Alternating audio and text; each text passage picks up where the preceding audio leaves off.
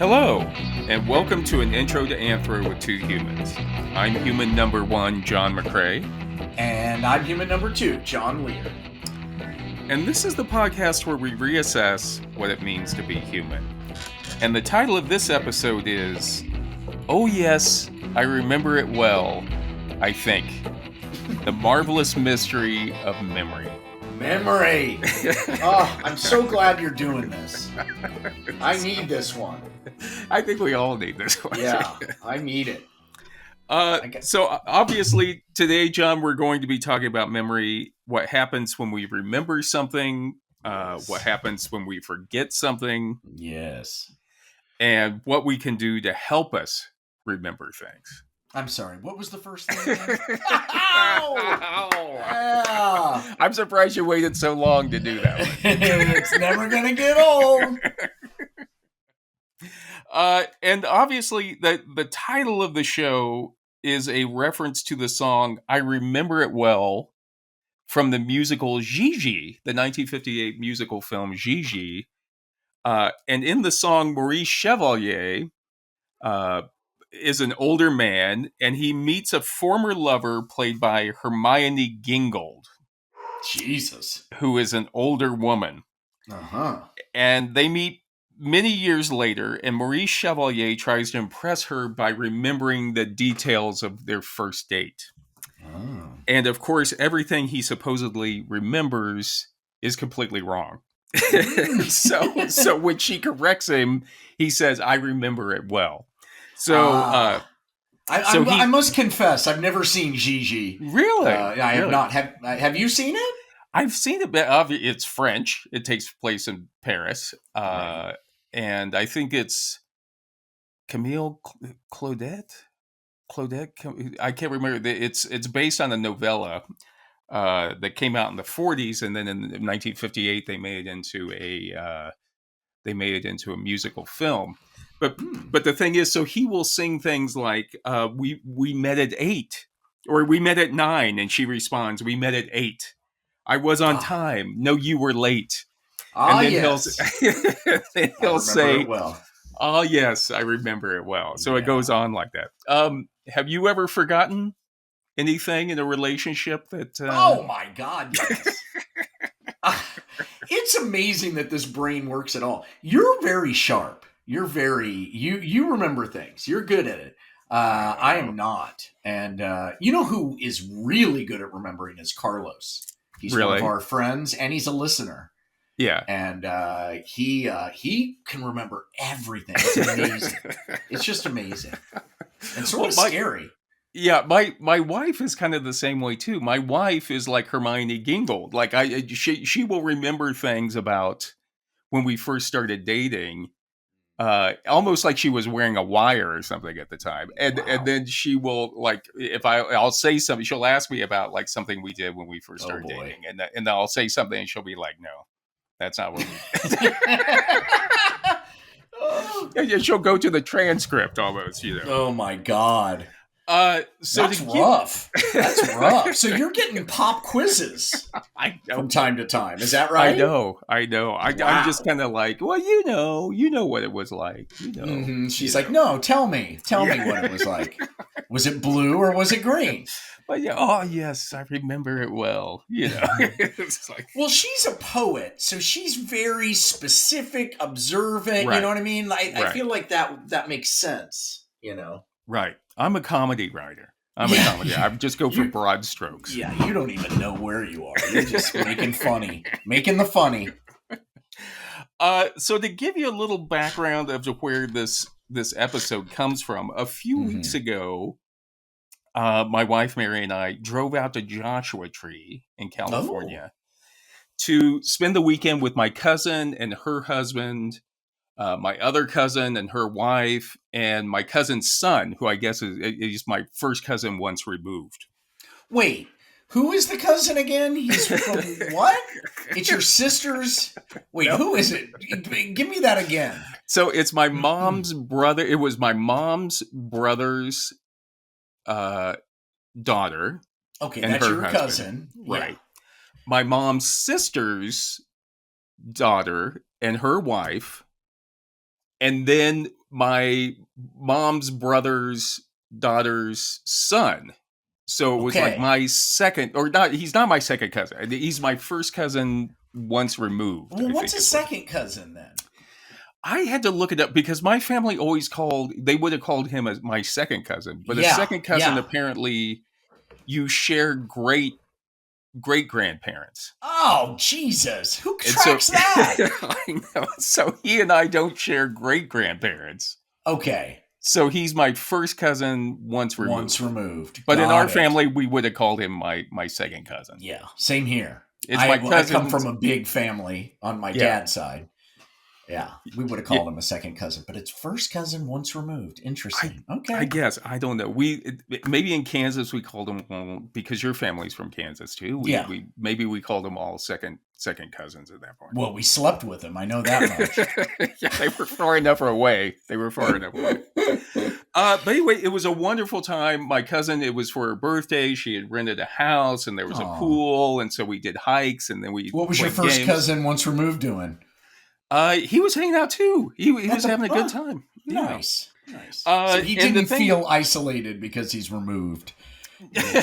He felt No, a part of. He felt He a part did. of. He Okay. did. And he's very fascinating. And he's actually the reason why I bring him up Okay. is because he's the one that brought up this topic for today's show. Is he a listener, or it just came to? He just was like, "Hey, I know about your show, and this would be a good topic." No, it wasn't even that. It's Oh. the older cousins were trying to remember something that had happened when we were younger, and people and events. Yeah. And one thing that he does is and we were having trouble with it. You know what I mean? We've kind of reached that point where a lot of our conversations are like, it was the guy who lived in that place who was kind of, and they did the thing. Yeah. A lot of talking and very little information actually. Yeah. Well, being there's been a lot of wear and tear on the first cousins. Maybe the once removed is clear, but yeah. But anyway, he works in a young guy, late 20s, maybe early 30s. Very interesting. He works in production in virtual reality in Los Angeles. Wow. And so I think it's because, for one thing, I realized when you talk to somebody in virtual reality, you kind of have to ask yourself, like, do you really have a cool office you go into every... And, do you really and also, are we in a simulation right now? Yeah. Am I Am really I one in of your Josh's- creations? But anyway, because I think he's into virtual reality, he's really into how things work. Okay. Got it. What makes reality? Oh, And so anyway, we were all trying to remember something, and he said, I read a book recently about a journalist who was following the United States Memory Championships. Oh my God. Yeah. And he said in the book, the journalist talked about these different techniques you can do to remember something. Right. And then he said the journalist went back the next year and actually won the United States Memory Championship. Oh my God. So he show taught you- himself how to do it, and then it worked. Right. That's He won so the championship. fascinating. That's so interesting. Yeah. And so anyway, first of all, I was like, I'm already into competitive eating. So when he started talking about competitive memorizing, I was like, it wasn't that much of a leap for me to get over there. Right. What do they memorize? Like pi out to 100,000? Yeah, some of it, random deck of cards is one of the things they have to memorize. They like shuffle cards and then you have to do it. That makes me sick to my stomach. I know. and then they'll memorize like a poem, a brand new poem or like a piece of text is another thing they have to do. And then they do like pi, like random numbers, just a series of numbers that they'll have to do. Wow. So anyway, I asked him, as I'm listening to him talk about it, I'm like, we got to do an episode on this. Yes. We got to do an episode. Yes. So he inspired this episode. He inspired this episode. Got it. Okay. And so anyway, when I got home, first of all, I had him tell me what the name of it was, and I wrote it down so I wouldn't forget it. And then when I got home, I ordered it, and it's called Moonwalking with Einstein: The Art and Science of Remembering Everything by Joshua Foer.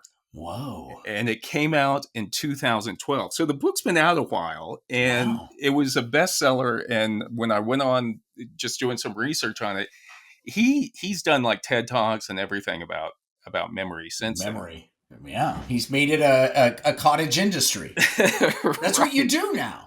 You create some IP, i.e., a book, and then you speak and you write articles and you blog. That's what you do now. Is that what we're doing? Is that our goal? No, we're not going about it right. We have no IP. What's the IP again? What's it? Well, intellectual property. You need something that's been published that makes you, that vets you, so that you're now, an expert. Right. Then you go around speaking and making money. Oh, no. That's not going to happen with us. No, we can. No, we can barely put our pants on. So wait. I've spent the last 6 weeks like going down the rabbit hole of memory. I've been reading everything I can get my hands on about memory because it was so fascinating. This is great. Yeah. So that's what we're going to talk about today is Fantastic. Memory. Excellent. Wait, what is the topic again? That's number 2. That's number 2. There we go. Yes. All right. There'll be plenty more of that. So how many more of what? I forgot.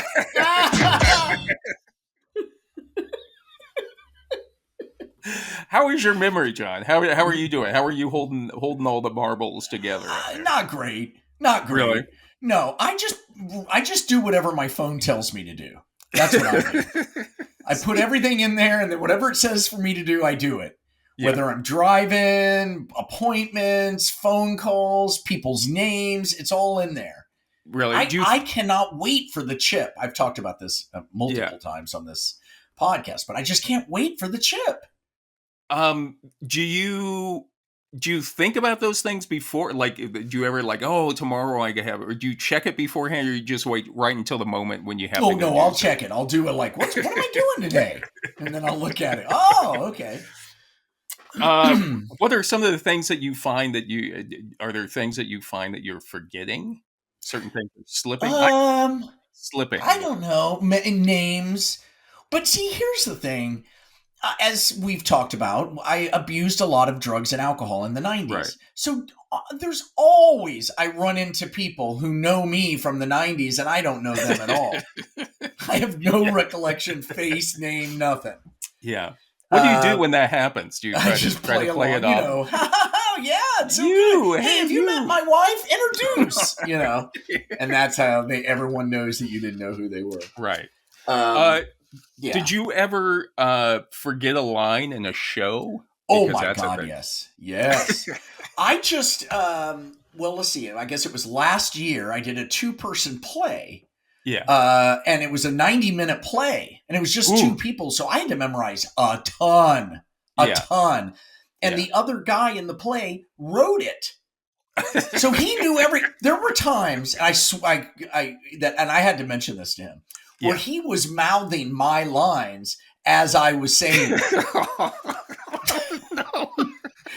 Were you both on stage? Too, on stage, yeah. He didn't know it because he knew him so well. It was just a tick, I'd be like, dude, listen, you're mouthing my lines. It's freaking me out.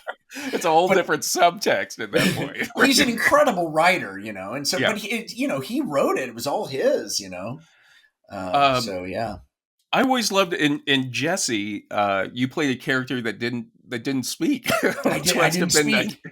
And then they finally gave me a line after a year of not speaking and making tons of money. And the line was super technical. It was like super technical. And I blew the line. I blew it. It was so humiliating. After a year. After a year of just raking in cash while everybody else had to work. Oh, it was humiliating. That's what maybe some other people on the cast complained, like, that guy, he doesn't have to learn any line. Look at him over there just smoking cigarettes or Yep. whatever. I was just enjoying. God, it was nice. I just played video games in my trailer. Yeah. That was when GoldenEye came out. Oh, 007 nice. GoldenEye, the video game. Oh, Yeah. God, I loved it. I played that thing. Got paid thousands and thousands of dollars to play a video game. It was fantastic. Have you ever called someone the wrong name? Have you ever called somebody? Yes. And even worse, it'll get stuck and I'll continue to call them the wrong name. No. Oh, no. Oh, it's so bad. Somehow it gets stuck in there, and then I can just call him that. I can only call him that. Yeah. Well, that's what we're always very hard on people who call others by the wrong name. Yes, it's a form of disrespect. Well, in the article, why do we forget our family members and close friends' names? Fiona Comfort and Stephanie Wong say that the ability to recognize someone and call them by their correct name is incredibly complex. Oh, God, where's Stephanie when I need her? I know. Yeah. It's kind of like going a little bit easier on you. I already forgot her co-writer, but Stephanie Comfort, I need her in my life. Explain Fiona Comfort and Stephanie Wong. Stephanie Wong. And they say I come up with a mnemonic device to remember that name now. Right. Wong. Exactly. Like a long memory. Wong. Okay, got it. And they say calling a person by their correct name requires integration of information across both hemispheres of the brain to connect face and name knowledge in mere milliseconds. Wow.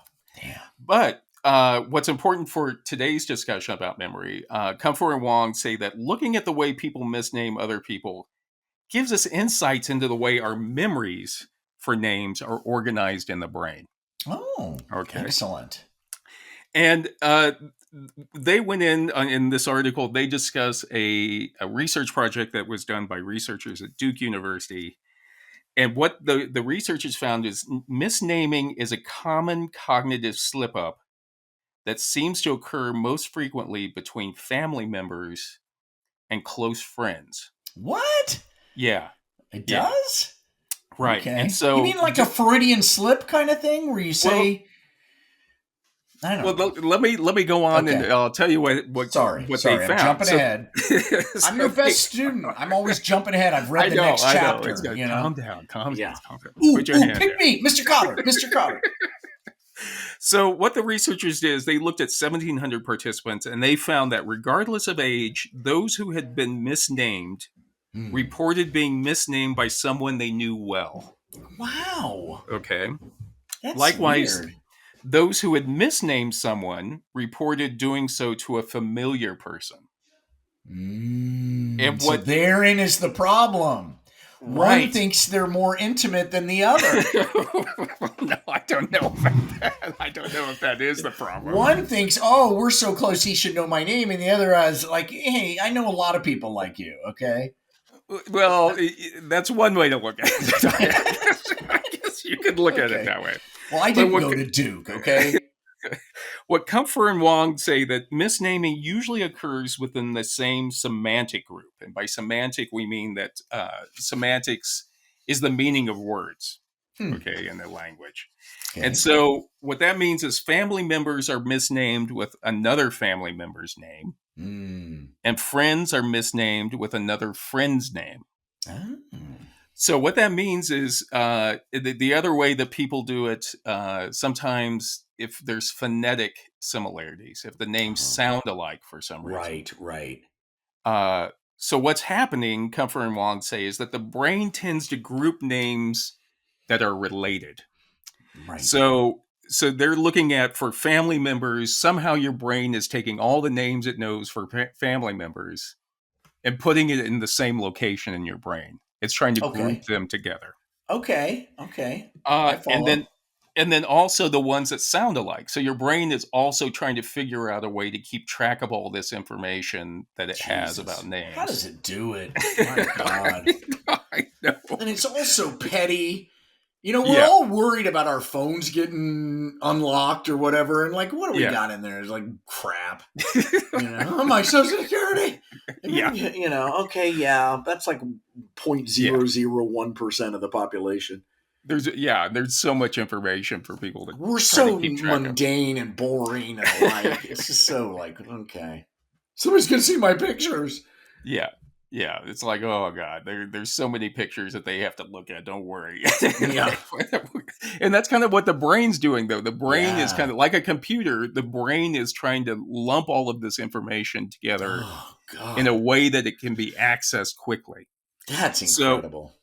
So that's why it's trying to maximize efficiency, is what Comfort and Wong say.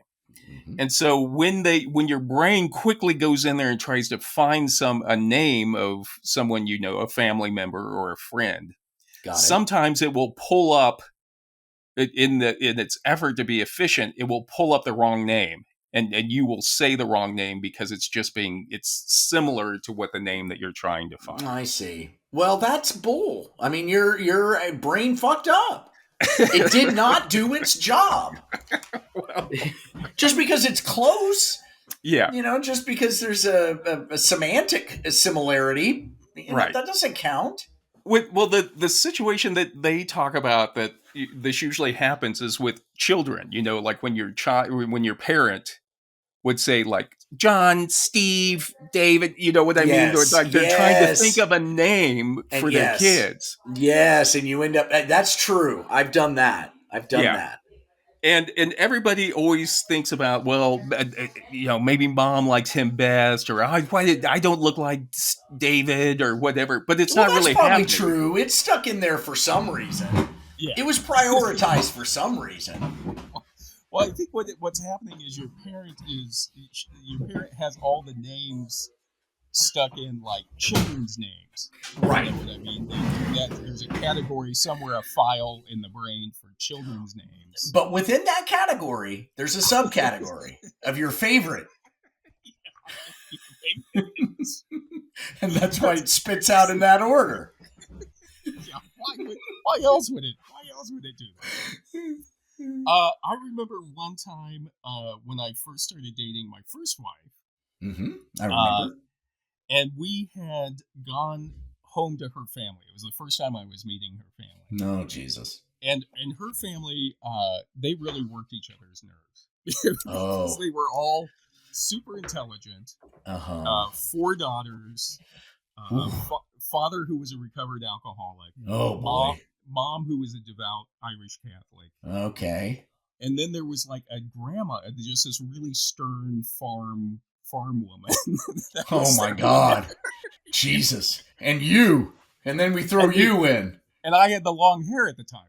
So it was very stressful. It was always stressful going there. But I remember we were sitting around dinner one time, and they were all just going at it about something. And she was getting worked up, as we do when we go to our, where we spend a lot of time around our family. Right. And at some point in the midst of all of that confusion and anxiety, she called me the wrong name. She called me her old boyfriend's name. Oh my God! So, you should have known. You should have known right then.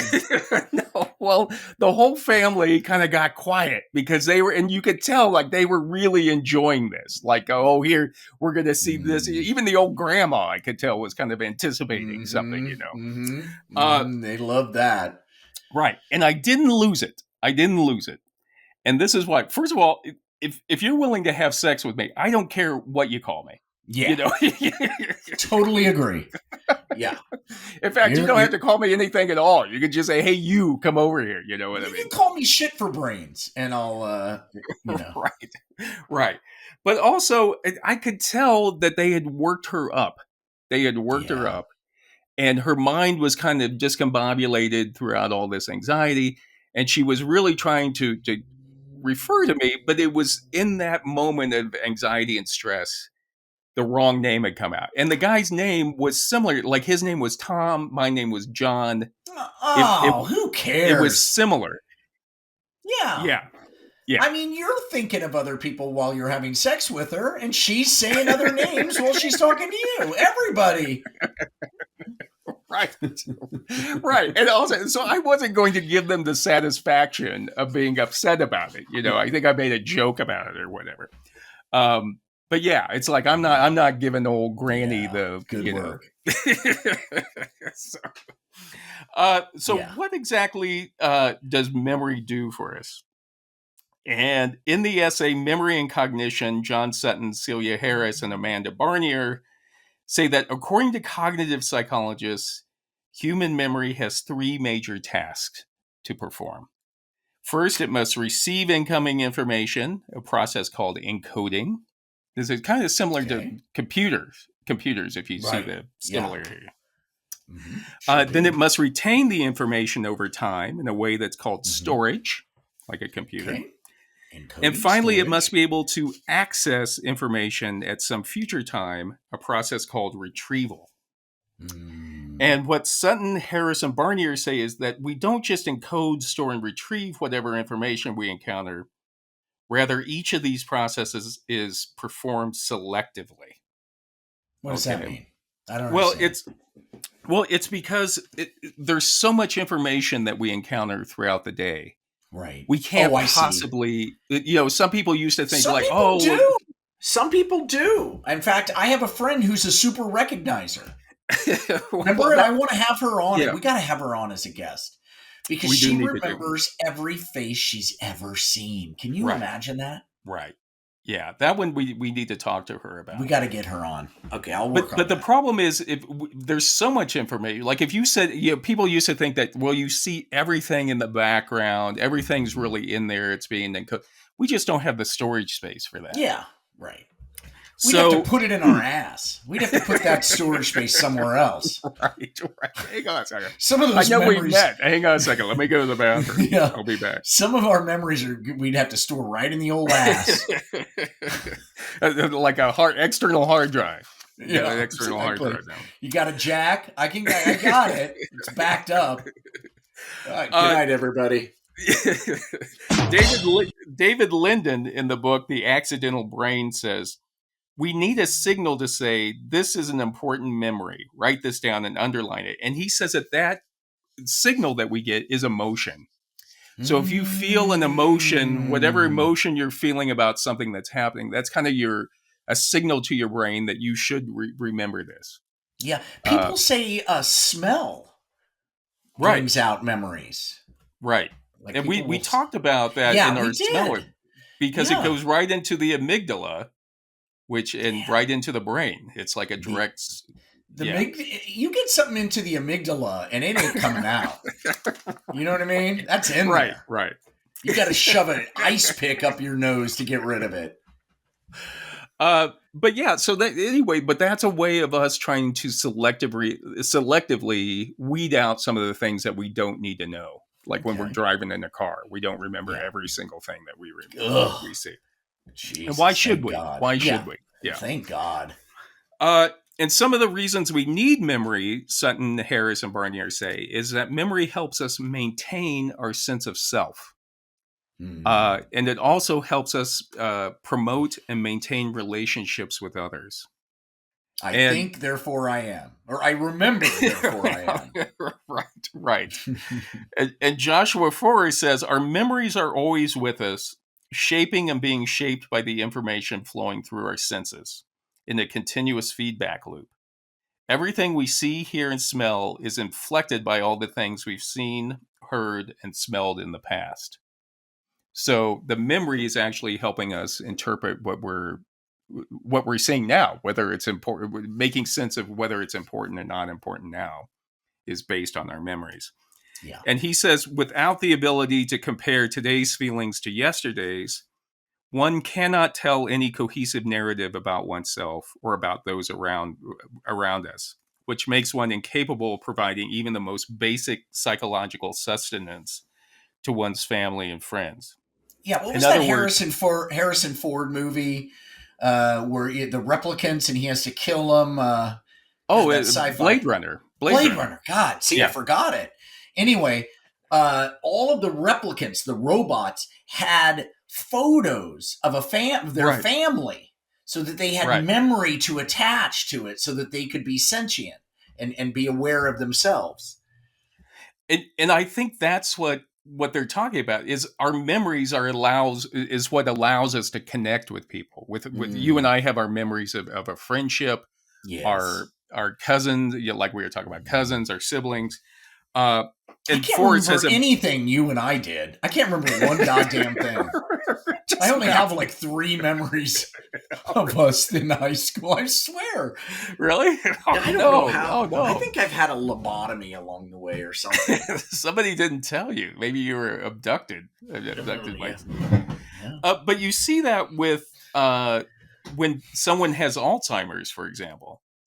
It's very hard for the person who's still in the relationship who doesn't have Alzheimer's to maintain that relationship because it's the shared memories are what connects us to people. Yeah. And when that other person is just in an internal present or, they only remember something 70 years ago. They can't even remember your name or that you're married to them. And, oh my God, my mom went through that. It's just horrid.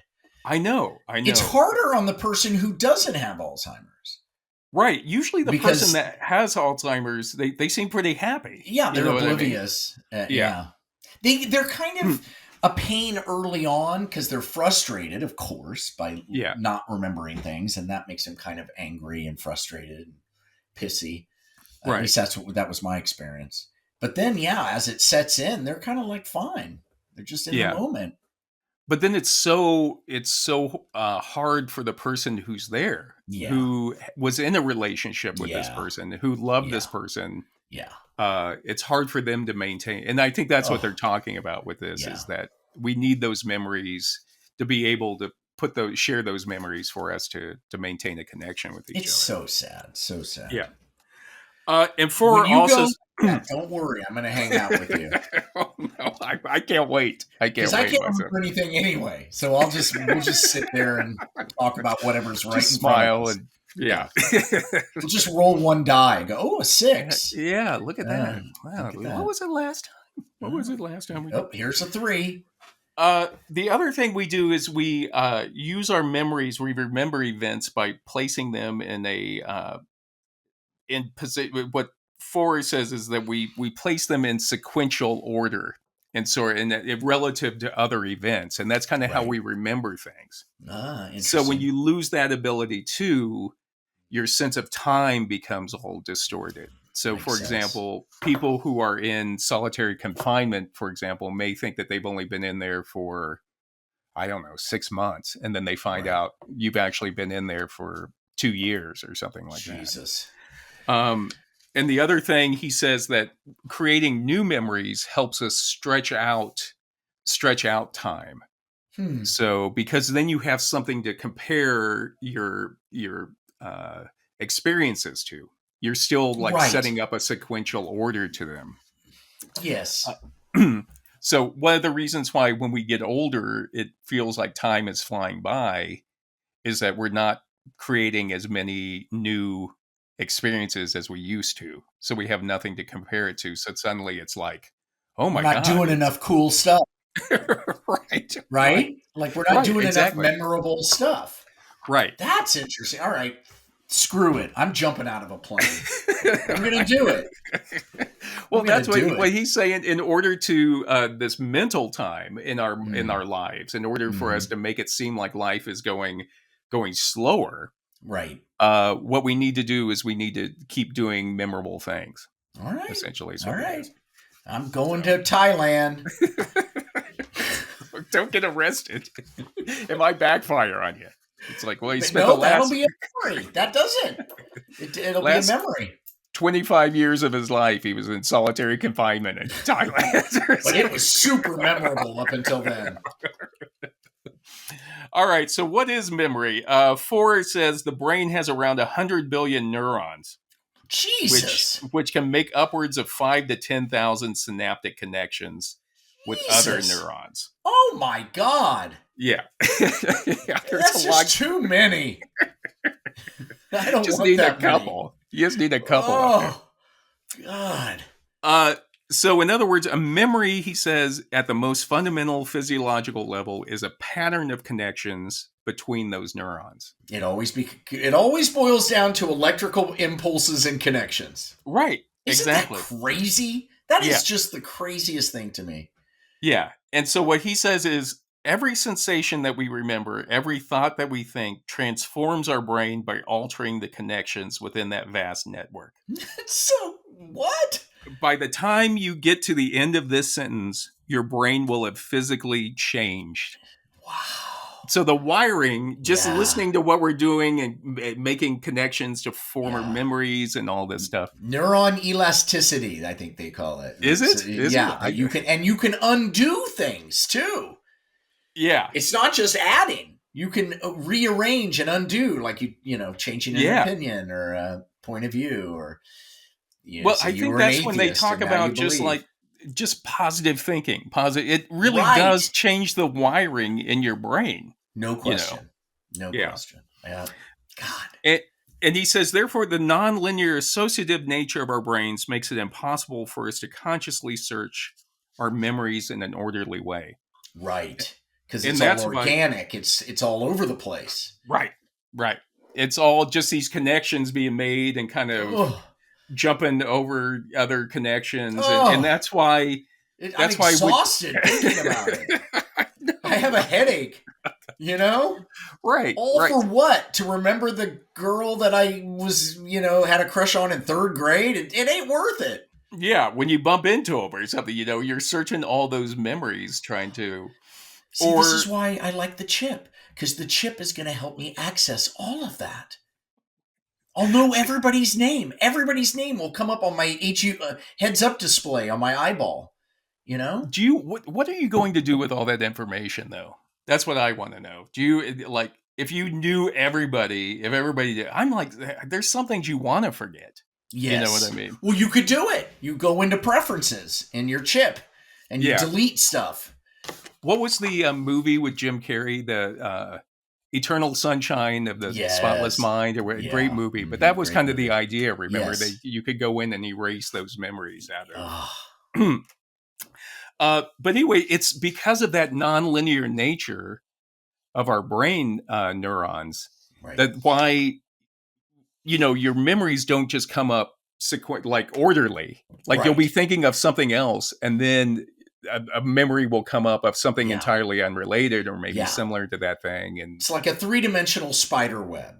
Yeah. Where everything is interconnected in all ways, Right. Jesus. But we do there's different types of memories that we have. So we have working memory, short-term memory, and long-term memory. And in the book, The Accidental Mind, David Linden says that our record of a particular experience moves from working memory through short-term memory into long-term memory. And in the article, Human Memory, The Basics, Michael Martinez says long-term memory is relatively durable, whereas short-term memory is temporary. Yeah, boy, ain't that the truth. I can't remember how to sign into my Instagram if my life depended on it. I know. So he says, to give you an idea of your short-term memory, just think about what you're thinking about right now. Mm-hmm. And that's basically the extent of your short-term memory. Well, wait a minute. In that moment that you said that, I wasn't thinking about anything. I know. So there was nothing in there. I can remember that. I'll remember nothing. And another thing Martinez says, our short-term memory, the capacity for a or the storage for it, it's like a RAM, basically, to use another computer. Right. Yeah. It's really small. And Foer says that in 1956, there was a Harvard doctor or psychologist who found out that we can only think about 7 things at a time. That's the limit to what I'm sorry, you lost me. I wasn't paying attention. I was thinking about my dry cleaning, the fact that I got to get my taxes in. Yeah, right. I believe that. I think mine's lower than the 7. Yeah, well, they say 7. I don't think 7 things at once. I don't think I do that. They usually do the 7 plus or minus. You know what I mean? So maybe you're down a little bit lower than that. I think I'm bringing the people who think 10 things at a time down. I'm bringing the average down because I'm like 0 or 1 or -1. But they say that the reason why we have that short-term memory again is to provide a filter between the outside world and our long-term memory. Because Mm, again, if we filled up our long-term memory with everything we see, we'd have no storage left, or it'd right. be all irrelevant. We'd be remembering stuff that makes no difference in our lives at Right. We'd all. have to be pulling those memories out of our ass, as we discussed earlier. Right, right. The other thing about long-term memory is it has a large capacity, but it's not very accurate. Hmm. And what they say is long-term memory, it's distortive. So you may remember things, keep Oh, these gee, long-term memories, but they're not really precisely what happened. So your short-term memory is very precise and accurate. Your long-term memory can contain a lot, yeah. but it's That's you the lose. trouble with these, long-term memories of certain traumatic events. Right, Sometimes they're more traumatic right, than you remember, and sometimes they're less traumatic than you remember. right. And that therein is the rub. Yeah, and it's if you think about things from, even pleasurable events that you had in Hmm. your life, when you try to think back of something that happened 25, 30 years ago, or even Hmm. to It's pull it out of my your last long-term memory. blowjob, I think, was You don't need a voice. You don't need a voice that what that was. Just kind of hold it in it was your own. wonderful. Wonderful. But it's the details. I mean, there's some details there, but it's not like a video, or maybe you No. do have a video. No. Um, Well, no. Not that I know of. but you Yes, know what right. I mean. It's like Yeah. you miss those. You miss those details are kind of honed off just to allow space for them to be saved in your long term memory. Makes sense. So you have it there, but it's just not as Y- y- defined as something that just happened. Right. And again, it's kind of like Maurice Chevalier in the Yes. in the He film, remembers it well, but right? he doesn't remember the details well, but Right, he remembers it. right, exactly. Uh-huh. And then another thing that happens, Foer says there's something called the curve of forgetting. Hmm. And what he says is that for normal humans, memories gradually decay with time. From the moment you grasp a new piece of information, your memory's hold on it begins to slowly loosen until finally it lets go altogether. Whoa. And they've measured this curve of forgetting. And Foer says in the first hour after learning a set of nonsense syllables, more than half of them would be forgotten. After the first day, another 10% would disappear. After a month, another 14%. After that, the memories that were left will have more or less stabilized, and they will have become consolidated in long term memory. Yeah, but So, they're stupid random numbers. Who gives a shit? I mean, isn't that part of it? It's not important to me, so why would I remember it? right, right. But it's the same thing, though, when you learn to, if you have to rehearse that or keep it Yes, fresh in your fresh. mind. Yes, I know that. Boy, when I Yeah. did that play, I had to run that damn thing all the time. But that's the thing. Oh, You may learn it, and it will be there in your short-term memory, like yeah, right when you do. But you have to somehow get it to consolidate back yeah, in your long-term memory, and yeah. that's If I really had to what do that play tonight, I couldn't do it. I could not do it. yeah, I could not. I mean, I'd pull out a couple of things, maybe. right, right. Because and that's what you have to. That's what they say. You have to figure out ways to keep that, be able to access that from your long-term memory So and all pull the it back fun up. stuff we did together as teenagers, I should have constantly gone through it at Right. night. I think we did more than three things. I don't know. I don't I know. don't remember. Maybe it was only three things. Maybe May- I'm wrong. Maybe I'll You have to go remember back more and than try to. three things? Let's talk about them sometime. I'd love to Okay. remember that stuff. Okay. Okay. We'll try to That'd be a bring it out. delightful night. I'd love that. At this point, I could just make it up. Who knows what That's could true. actually happen? That's true. You You find absolutely out could. later. It was like I did like a Charles Dickens yearly. I was just reminding you of things that like Great Expectations. Remember Yeah, when you use chat GBT. Come up with high school memories. All right. So, what are the parts of the brain that are responsible for our memory?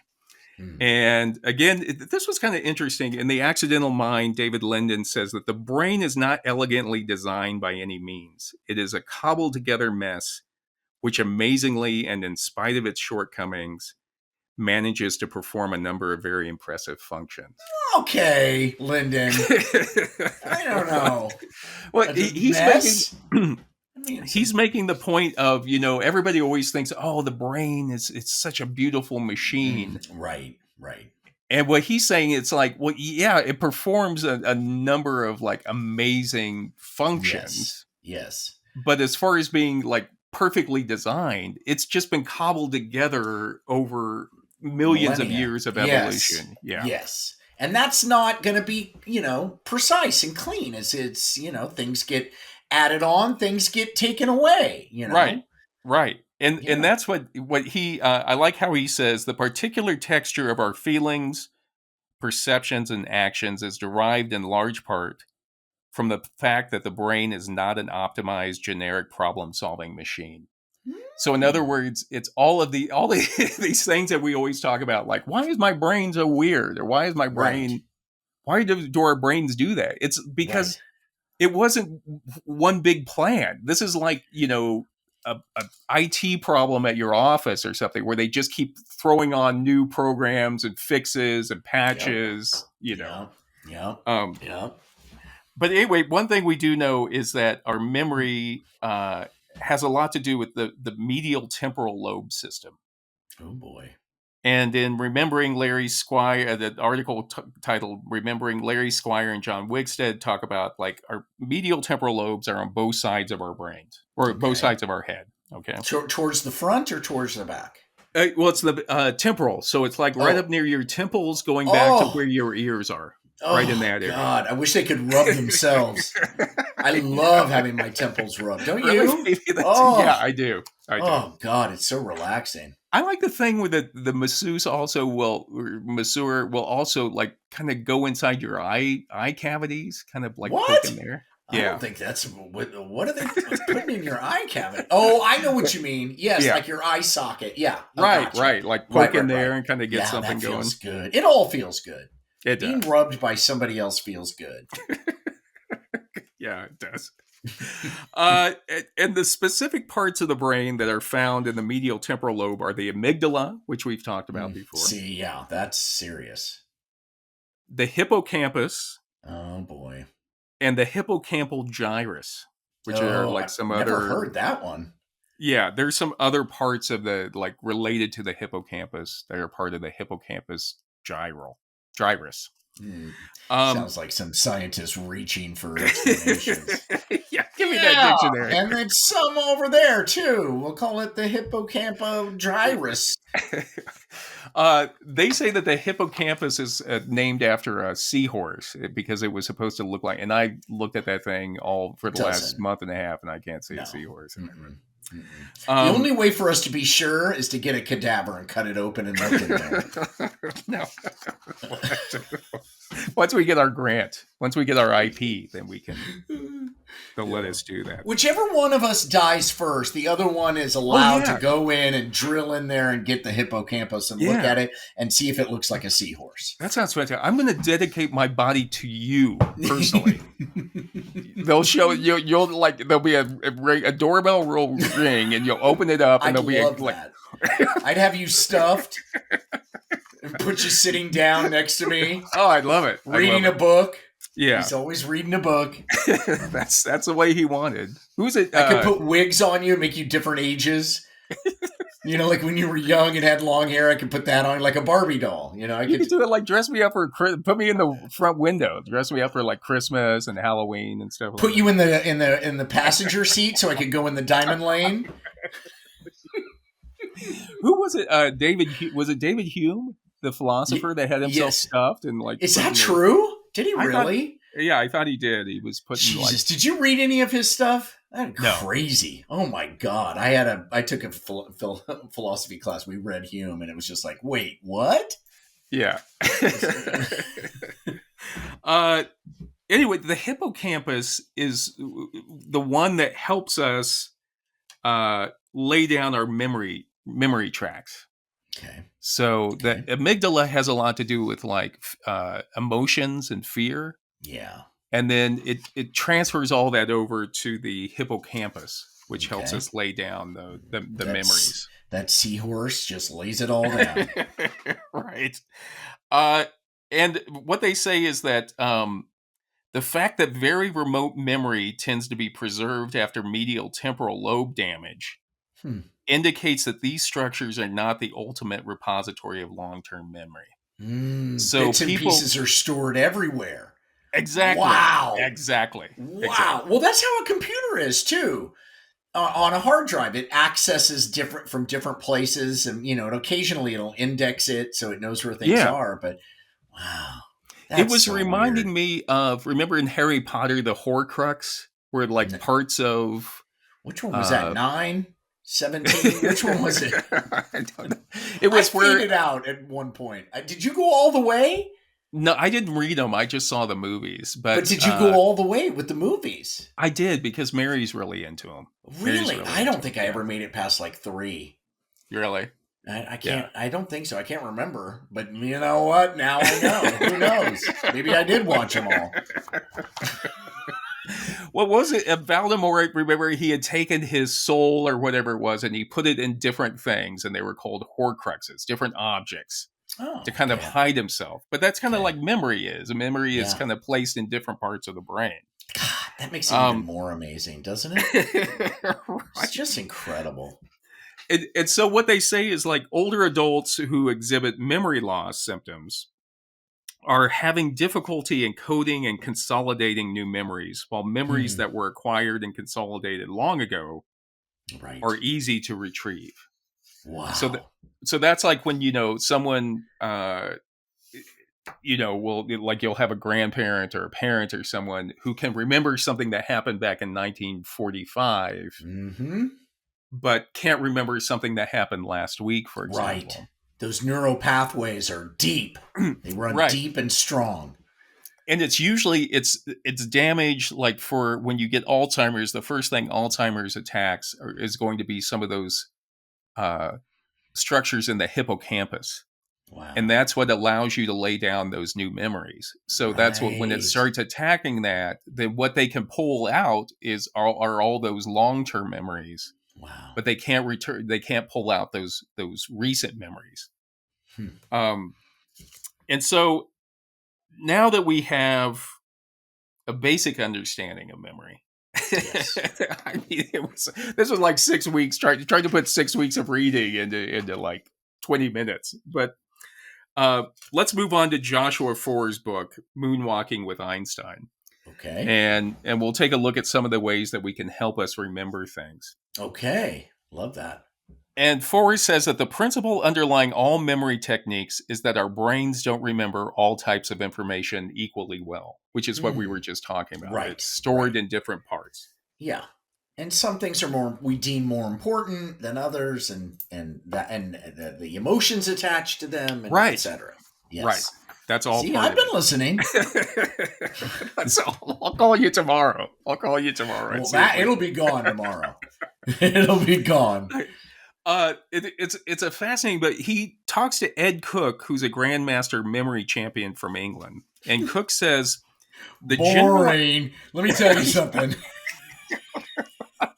I didn't want to bring it up to you because I know at one point they said for the memory championship, it seems like a lot of crossover between the Renaissance Festival and chess Oh tournaments or something God. like. Oh, there's nothing worse than those people, you know? Hey, you want to Yeah. give me something to remember? No. Can we just have dinner? Yeah. I, You didn't say that yesterday at 3:01 p.m. Ah, yeah. Cook, shut it. Yeah. Just shut Sometimes it. you don't want people don't want to remember those things. Yeah.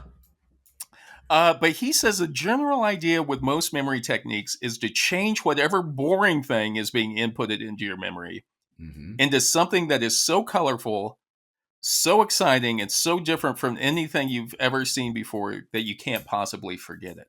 Ah, okay. Uh, So again, it's like what we're trying to do is, usually we weed out, and we've talked about this in other episodes before. I think in the fear episode, maybe, where we weed out a lot of the stuff that we encounter.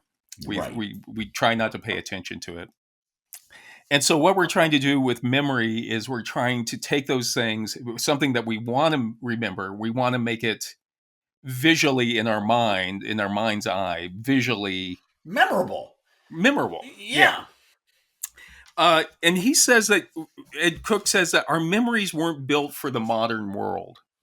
So again, if we go back to like Lyndon was talking about, like through evolution. How does Cook know that? He's a memory. He's a grandmaster. Stuff. He's a grandmaster. He's a grandmaster. Grandmaster. How do you become a grandmaster? You beat a master, and it's like chess. Okay.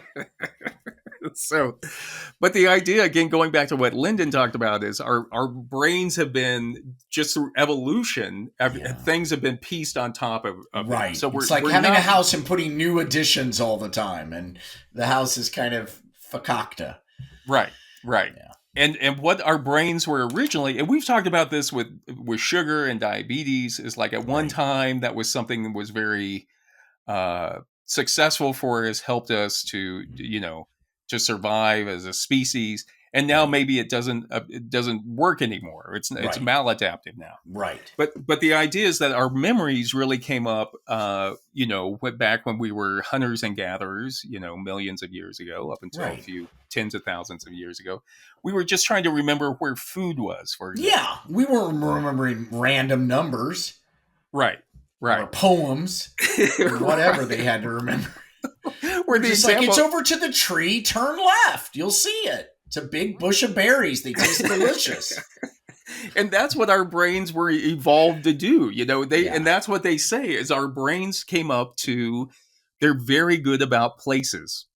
Our brains are very good about remembering locations of like where we need to go, for example. They weren't in the example they give, which is just what you were saying. They weren't meant to like memorize a bunch of names at a cocktail party or something. Right. That's unconnected to a visual space that you can put it in. Right. That's why like a mnemonic device is always like you walk through a house. Right. And you remember certain things by, I've heard that before where it's like, right. And we'll go into that. We'll give an example of that here coming up. Okay, great. And what he says is, Foer says, there was a time when most of our culture was passed for, up until about the last, few hundred years, even, or thousands of years, most of our culture was passed orally, just from people remembering things. There was. Okay, I'm on fire. Yeah, you really are. An interesting thing they talk about when people read Homer's Odyssey, for example, there's a lot of repetition in it, and people are always like, "Why is he repeating it? Why is it?" Well, it's because it was meant to. Those are mnemonic devices that are meant to help whoever was telling that story. The storyteller, to remember the story. Right. The aspects of the story to help you remember the story. Right. This is what happens in Kansas, where we're from. A lot of yarns, a lot of storytelling happened around both of our families. Right. And it's how you tell the story that communicates how you're doing, and the story itself reminds you of the next part of the story. Right. Exactly. And I'm always fascinated by, and this is something they always talk about too, with long-term memory. Long-term memory sometimes will do its misattribution. So you may remember something that thinking that you did it, and it's really something that you heard it and you're remembering. So somebody else did it and you're hearing it and you're remembering as your own. That's which like is sometimes me and, wireless electricity. It turns out it was Tesla. For years I thought that was you. You were so convincing. Me too. It wasn't a lie. I really thought it was me, but it was Tesla. And then what they say, Foer says, in the 15th century, Gutenberg came along and had an external memory system, which was print. for example. Right. Okay. And from then, it became like it was less important to have a good memory. Right. Because so idiots like me survived. That's why people like me are around. Well, I think, we talk about it now whether, we have Google, we have computers, nobody remembers anything. They all have this stored on their hard drive. Nobody thinks about it. They were saying the same thing about like printing back in the 15th century, Well, yeah. And that was more of a leap technologically speaking. Yeah. I mean, that's a huge, huge leap. But my response to people like that is, yeah, so what? Why do I need to remember my times tables if I have a calculator? Yeah. Well, here's the thing. This is what the book talks about. And it's not saying it's right or wrong or anything but there was a time when learning was all about memorization. Yeah, like spelling. And then spell check came along and it's over. Or remember they talk about people learning poems. Like you'd memorize a poem and then you'd have to recite the poem.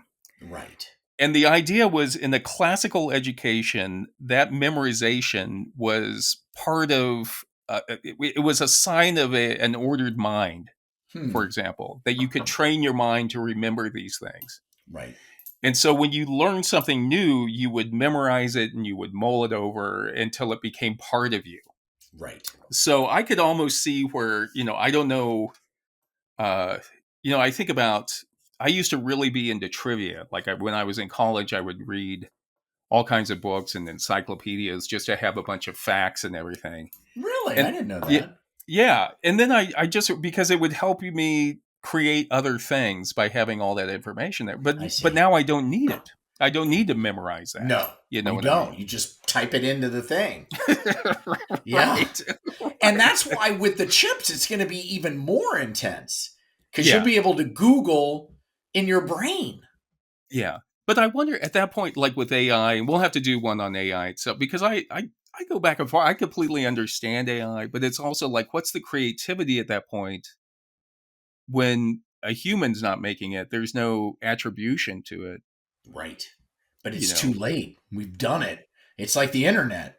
Facebook serves no purpose, but we got it.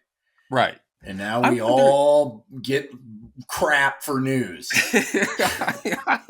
I know. And also, I used to really be into watching Jeopardy, for example, but now I'm just like, well, who cares? And like anybody can do it. Yeah. Anybody could do that. Yeah. So what they say is in today's data, all this like really data saturated environment that we live in today, right? What we need to do is we need to take things that we're not good at remembering, which is like names and numbers and things like that. Right. And then we need to like somehow transform them into things that we are good at remembering, which are places and images. Got it. And some of the other things that they mentioned that we're naturally good at, there's something called the two alternative picture recognition. And that is, as humans, we're very good at recognizing something that we've seen before compared to something we haven't seen before. Okay, makes sense. So, but I mean, if you see someone at a party who you've met before compared to someone you haven't met before, something in your mind will probably tell you, I've seen that person before. Yes. Unless you live in Los Angeles and then that person just happened to be on TV and you think you know them. But you've seen them before. You've seen them before, but they don't know who you are. Right. He was the pizza guy on Friends episode, I was thinking about, for Mary and I, we watch a lot of riff tracks on the weekends, which is, we're the guys from Mystery Science Theater. And we've watched so many of them that we can't really remember which ones we watched before, just from the title. But as soon as we bring it up and we'll start watching it, with almost immediately, we'll be like, we've seen this one before. Yes. And that's what the two alternative picture recognition is. It's like we're very good as humans at recognizing something we've seen before compared to something we haven't seen before. Yeah. The other thing we're good at is chunking, and that's where we take lots of... Are you sure this is appropriate? Because I know what chunking is, and Oh, God. It might be a different type of chunking, I think. Oh, okay. But that's where we can take like long strings of information, and then we kind of like bind them together into like smaller, fewer, bigger chunks of information that we can remember, such as when Oh, we okay. Yeah. our 'Cause phone numbers. yes. Phone, Yeah. My chunking involves two guys' butts getting close to each other and they're both pooing. Anyway, I'll put the rest of it in the notes. yeah, remind me before we do our TED Talk. Let me run that by me. I want to make certain that we're on the same page before you start talking. Okay, so you get two guys. What does this have to do with memory? I don't know, but he wants me to describe chunking. So Ed Cook says that even an average memory is very powerful if we use it in the right way. And again, it's like we have to somehow make whatever we're trying to remember more memorable. And that's where we come up with the memory palace technique, which is what you were talking about. Yes. It's also called the journey method, or the method of loci, meaning that you're going to imagine, you're going to find some place, you're going to create a building or some place. It doesn't have to be a building, but it could be like a park or something that you're walking through. And then you're going to place memorable things, images that will help you memorize something or remember something in these different locations. Yeah. Why? Because evolutionarily, we're really good at remembering places, and we're really good at remembering images. That's why we're doing it. Right. Yeah, it works. Yeah. And so Foer says that, legend has it that this goes back to, this technique goes back to the Greek poet Simonides in the 5th century BC. Okay. And what happened is he was at a banquet, and apparently he got up and walked out of the room. I don't know, go to the bathroom or something. Vomitorium. Yeah, could have gotten just some chunking. Some people were chunking outside. Yeah. Oh, those Greeks chunked constantly.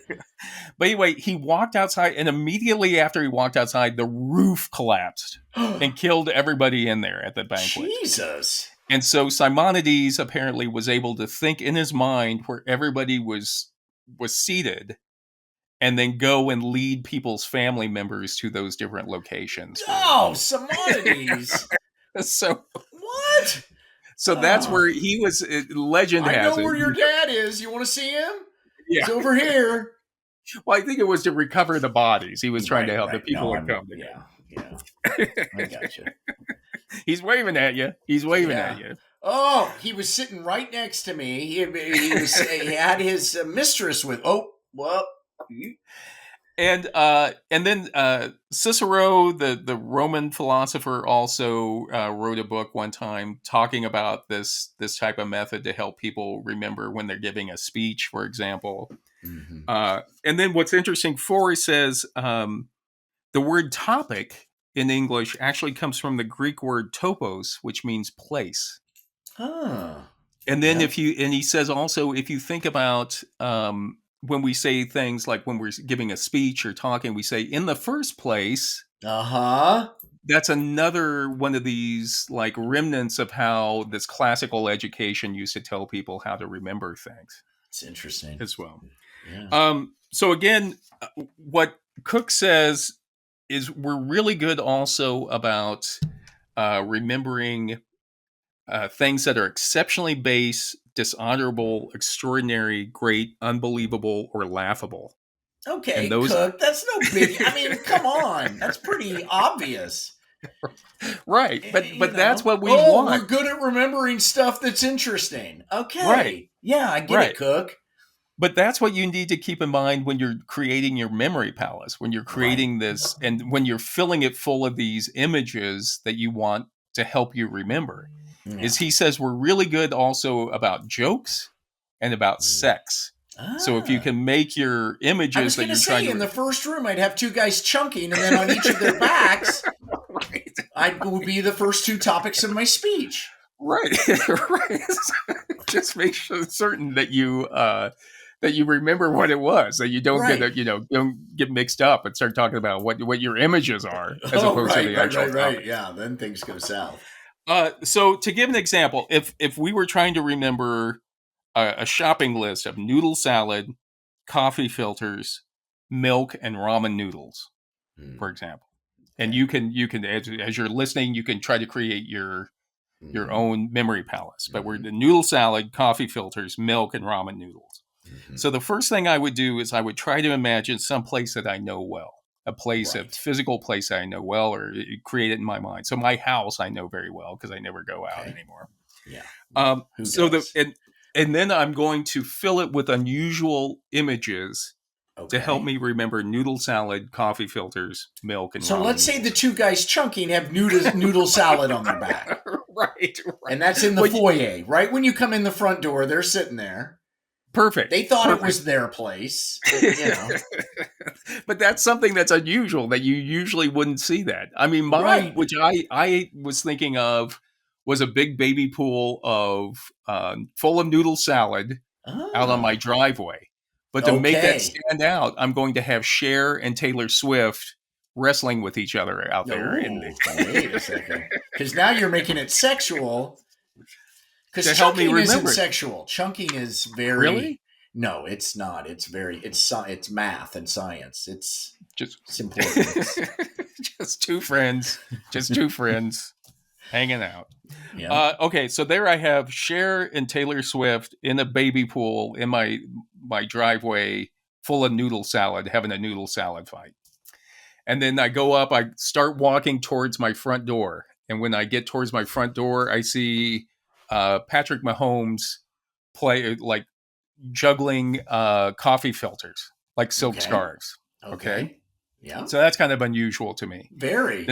Then I come into my living room and I see there's a cow on my coffee table in my living room with a milkmaid milking the cow. And that's not a sexual one. That's just something to stick out.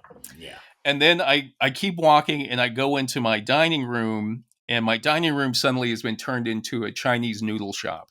Oh. And there's somebody in there. There's people slurping up noodles in there. So now, to use the memory palace method, when I want to remember my shopping list, I'll go first. I'll imagine myself walking up to my house. The first thing I see is a baby pool full of noodle salad and Cher and Taylor Swift having a noodle salad fight there. And you'll stop for a minute and smile and think about that. I'll be noodle salad. And then I'll imagine myself walking on up to my front door, and there's Patrick Mahomes juggling coffee filters like silk scarves. And behind him, we've got two guys chunking, but that's not pertinent to this memory. I'll remember that you needed to remember something. And that's what I see, because now I can't help but see those guys chunking in my walkway. And I'll be like, I need to call Lehr. He's forgot something. Lehr forgot something. Those two guys remind me. So then I remember coffee filters. Patrick Mahomes is... And then I walk into my living room. There's that cow on my dining room table, or on my coffee table, being milked. And I remember milk. And then I keep walking, and I see myself go into my dining room with that now somebody is Chinese restaurant. Ramen noodles.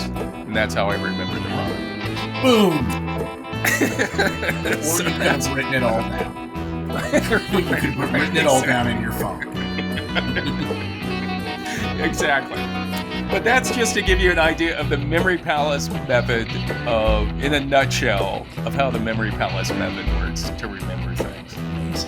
So, all right, John. Wow. Well, I think we've reached the end. One of the other things, just real quick, there was an article I read from, it was called Science Norway website. And it was called This Is Why We Forget Names by Nina Kristiansen. And she says one of the reasons we forget people's names is that names are random. They don't really convey information about the person. And she says we need to remember a name. You need it to stand out, and we usually don't remember neutral people. people that don't really stand out for Well, it. that's why rappers change their names to LL Cool J. You're gonna remember that. Right. You went with just James whoever, you know what I mean? Or Jay-Z. So I was thinking, you know, at parties, to make it easier on the person who you're being introduced to, try to stand out. Try to stand out a little. You know, try to make yourself a little more unique. I gotcha. Shit for brains, like we said at the beginning. Yeah, or something. Just go up and throw a drink in their face. It's like, hey, John. I see. Yeah. Yeah. Or stab them. Yeah. Just go. What's the name of the guy who stabbed you? John. See? If you remember, forget that. A business meeting, a business lunch. You go up and just kiss the producer right on or the executive right on the lips. I'm John. You won't forget that. And like my dog Billy, slip your tongue in there. Billy used to slip her tongue in there. She used to be like, "What, Billy? Jesus!" All right, John. All right. Well, this has been wonderful. This is I love this, and thank you so much, Professor. This is human number 2, John Lehr, signing off. And this is human number 1, John McCray. Thanks for listening, everybody. Again, check it out if you get a chance. It's a great book. Moonwalking with Einstein by Joshua Foer. Great read, and it's just fascinating with what's going on up inside this big pumpkin of ours. Crazy. And then also, I just want to say, Christmas is coming up. Hanukkah is coming up. Don't forget to check out Watson & Company's socks. Also, That's right. Puppies Not Piranhas friendship bracelets. That's on right. Etsy. And the Two Humans Cave Shop has a lot of interesting stuff there for listeners. We've got mugs, we've got shirts, we've got everything. All right. I love you guys. Thanks for listening. I appreciate it. And thank you to my first cousin, once removed, Rob, for bringing this up in conversation. I appreciate it. Thanks, Rob. And we'll talk to you guys later. Love you guys. Happy holidays, everybody. Bye. Bye.